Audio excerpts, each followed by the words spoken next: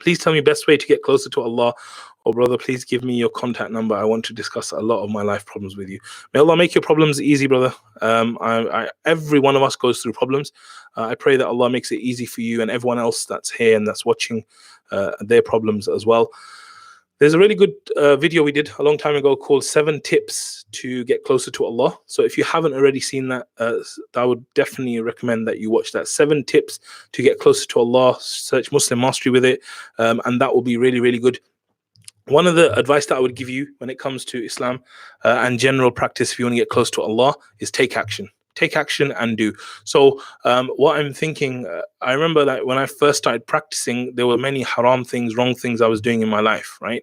What I did is, rather than focusing on getting rid of those bad things, I actually focused on doing more good, because I found it was very difficult to let go of those hard things that we were doing, right?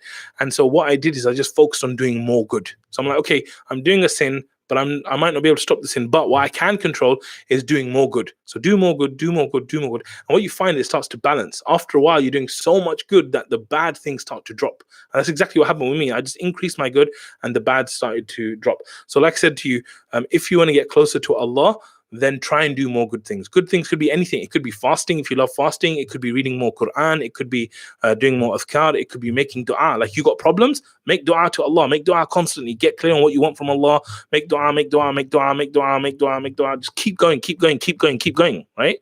And Allah answers all du'as, inshallah. So just keep kind of going, and Allah will answer your dua, inshallah. But just keep up with the dua and don't lose faith in Allah.